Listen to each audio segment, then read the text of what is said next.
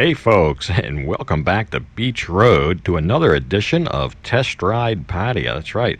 This edition of Pattaya Test Ride may be the best one ever. I won't tell you why, I won't ruin it. We'll see as we go. But if you watched last episode, you'll know we were down here around Soy 9. We saw Mr. Dean, that's my buddy who rents the motorbikes, and we scheduled a bike to be brought in today because it's not one he normally has. He keeps it at home, not much calling for it in these low business times, but I think I see it there. It's got the red seat. There it is. That is a Honda CRF250. He's going to pull it out and I'll park there. But can't miss that thing. Big, large, and charged, red. So we'll just take a real quick look at it here before we head out. But I am kind of right on Beach Road. But we'll have plenty of time to take it somewhere a little bit more intimate, shall we say. And we'll give it a good look. But it sure is pretty. It's a nice looking bike. But I'm a little bit skeptical here because I think it's going to be a lot like the one I have and maybe a little bit too big for around town, but we'll see.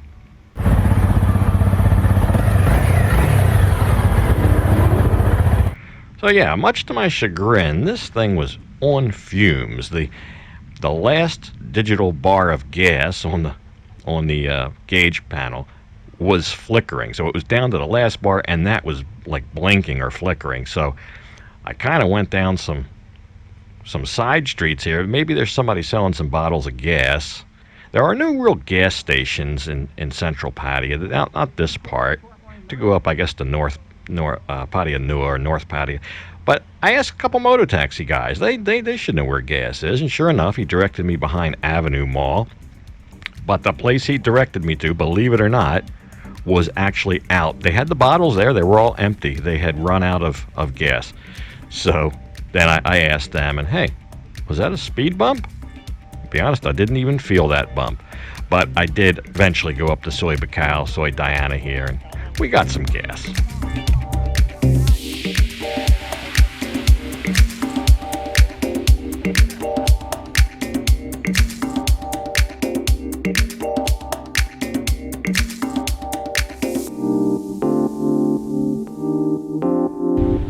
So what exactly is this thing? Well, it's what they call it, a base kind of entry-level adventure bike. You could call it a dual sport. It's obviously really made for some off-road. Yeah, I would say trail riding, but that's not the kind of review that I'm going to do. For one, I don't have trails. There are no trails on which to ride. As you can see, we're here at the waterfront. What I'm basically talking about here is, does this bike make sense for an everyday kind of ride around in a place like Pattaya? Basically a single cylinder, 250cc, I believe 5-speed. Actually, it might be 6. I haven't gotten it out. I haven't gotten it up that high a speed, but we will. 21-inch in the front, 18 in the back. Spoke wheels, lots, just gobs of suspension travel. Lightweight, that's key. Lightweight. Power-wise, it's about 20 horsepower-ish. It's not going to set the world on fire with that. These brand new are about 135,000 baht, about 4,000 US dollars brand new. Which I think kind of makes it a reasonably priced option. Through traffic so far, through the city, it's been brilliant. I feel like I'm on a little pony, and I just point it and it goes. If I say stop, it stops. We'll go dress it up. Then we'll get out on the highway and I'll see how this thing runs at high speed, because that's probably the big concern. Everything else already, just in a couple miles around town, I love it. But how's it going to do at, let's get it up to 100 kilometers an hour. If it'll do that, I think it will. We'll see. And let's just see how stable. Is it going to feel stable on the road, or am I going to feel like it's blown all over the place with the lightweight? We'll see. So let's go do that. Well, we got to dress it up first. So I quickly discovered there is a 6th gear as soon as I got out a little bit on the open road here. And there it is. There's the specs there. 21-inch and 18-inch tires and disc brakes all the way around. So very nicely equipped. There's also a luggage rack. And there's a helmet lock. There's no under-the-seat storage or anything like that. This is a CRF250L. There's a rally mode too. I'll talk a little bit about that later, but this is the L model. But for right now, let's go up and see my my friend Ying up here at the So Nice. There it is, the So Nice Club. And she's got a couple aspiring models here that'll make the bike look nice, at least I think so. And just gives you a better perspective when you see somebody sitting on it. You know, there is room on the back seat for a second person, maybe for a limited ride. And I guess you could put some luggage on if you wanted to go touring. But thank you, honey. That was nice. So first impressions. First gear is like super low, like a tractor, like it wants to pull down a house. Then second gear, I guess it's like a normal second gear, but it's not as forgiving. The torque's not quite there, so you really need to kind of start out in the first gear. And I'm heavier, maybe if you're lighter, but I'm used to the luxury. I can just downshift to second on my bike and off I go. This one, it complains a little bit when you do that. It really wants to be in first gear from a stop or even a slow stop. It feels wonderful riding around town. I thought this would be a little bit clumsy and cumbersome around the city streets. It's not at all. Is this a bike you can buy and ride around for your daily bike in Pattaya or wherever? And so far, initial impressions, I kind of like it. It's very confidence inspiring. It turns on a dime. The brakes, the clutch is very light, extremely light clutch. I like that. But around town, and it feels nimble to get in and out of traffic, and it feels nimble to park. There is quite a bit of lean once you park because it's a tall bike.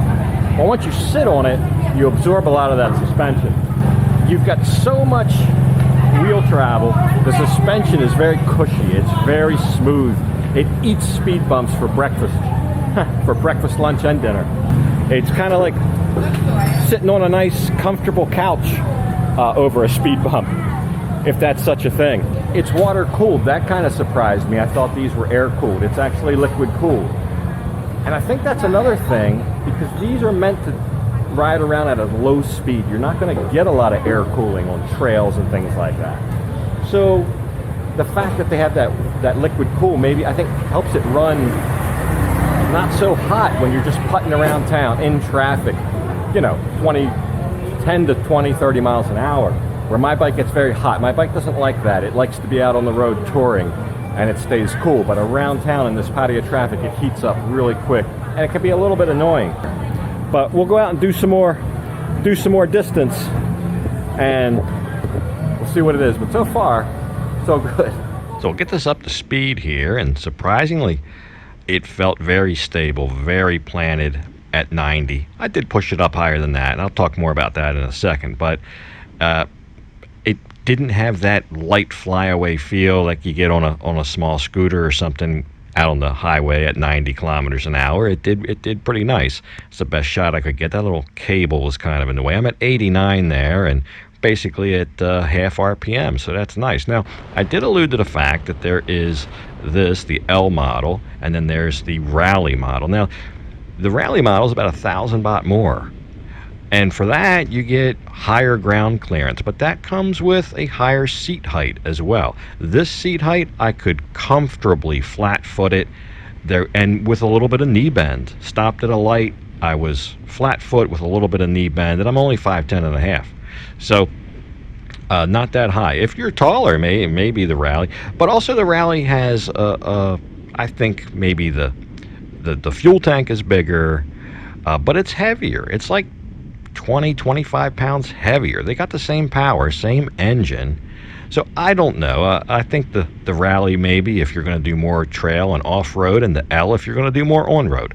That would be my opinion. I don't even know if you're just going to do light trail riding, if the Rally would be worth the extra $1,000, basically $1,000, or here maybe around 30,000 baht. So I don't know. Let me know if you have one, or if you have either. Let me know the benefits. I'm probably overlooking something, but that's kind of the broad strokes of it. So this L model, I think, for me anyway, I think that's the one I would choose. But I think it's very well equipped, and the seat maybe could be a little bit tweaked, but there's plenty of places in town to do that.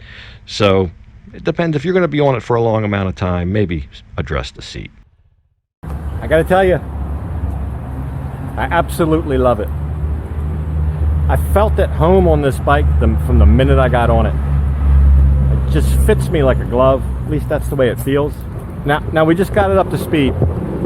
Top gear at 90 kilometers an hour, so that's about 50-ish, I guess, miles per hour. It's right at half RPM, about 10. It redlines at 10.5, 10 and a half, 10,500. I was pulling 5,500 at 90. 90 is the speed limit here for the kind of road you're going to take a bike. So to cruise at 90 at 5,500 RPMs when your red line is 10.5, it's perfect. It's 50% power. That's right where you'd want to be. To push it up to 100, it gets up there, no problem. It doesn't have any qualms about hitting 100 at all. Although the acceleration does slow down markedly between 90 and 100 as you're going through the gears. But 90 seems to be a good sweet spot for this. Being on it for about 40 minutes straight, I did feel a little bit in the old bum and the old keister back there. The seat isn't the most friendly, but for an around the town bike, maybe you're not going to be on it much longer than that. And it wasn't bad. It wasn't bad. I was just starting to feel a little bit of something. That didn't feel like I wanted to get off. I just started to feel a little bit of pressure back there, and I thought, you know, it is kind of a motocross bike. It's not made for comfort. It's the last thing it's built for, but I find it very comfortable. But for this, the L model, just right out of the box, without any modifications at all, right from the dealership, I think it's perfect for the street, except for maybe the knobby tires. Maybe get a little bit less of aggressive tire. Maybe you can work a deal with that, or trade in the knobbies before you wear the knobbies down. a little bit better, not better of a tire, a little bit different of a tire, a little bit more street-friendly tread. That's the only thing I can see doing. But right out of the box, I think this is just ready to get on and ride around town. And limited trails. Like I said, if you're buying it for trails, you probably want to watch a different video and people will test it. There's tons of those on there. But if you're coming to Thailand, you're thinking, hey, this is a reasonably priced bike in the Thai market. They're readily available. You can get it repaired anywhere. There's Honda dealerships everywhere. If that's the question on your mind, and if you're like me, I would say get it. In fact, I've been thinking about downsizing when I move to Pattaya, because my bike's just too much around town, and that's where I'm going to be doing a lot of traveling, traversing Pattaya and going here, going there. This would suit me. This would suit me 100%. I thought it would be kind of cumbersome. Not at all. It is just as nimble as can be. It's like a little goat running around. So make another stop, maybe see if I think my buddy got a new job. We'll stop in and see him if they're open. I don't know, and then we'll get ready to take it back.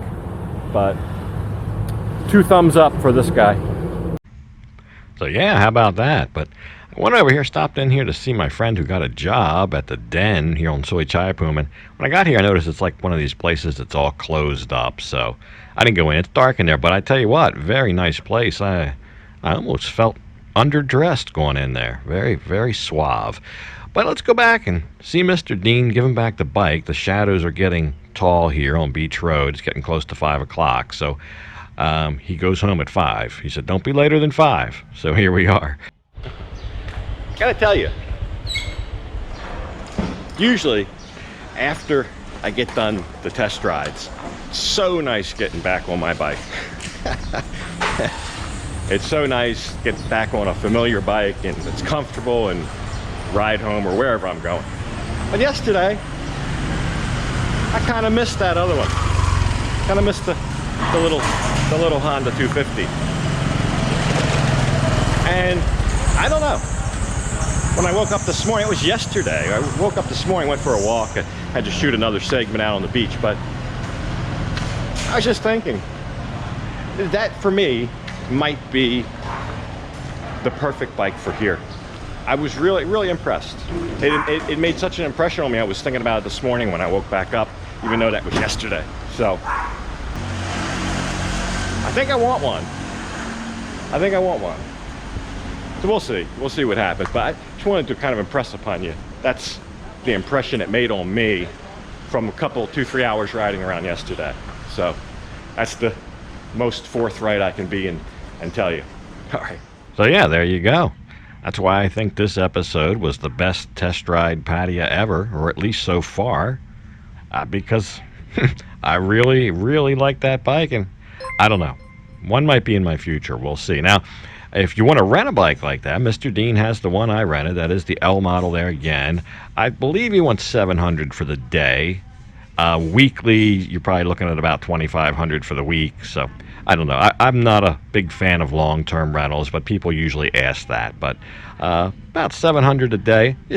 Just say maybe around $25 a day, or about $75, $80, I believe, for the week. So maybe that puts it in perspective. But anyway, brilliant bike. Really enjoyed this episode and making the episode. And if you liked it, let me know in the comments. Go ahead and give me a thumbs up if you really liked it. And as usual, I'll thank you for watching.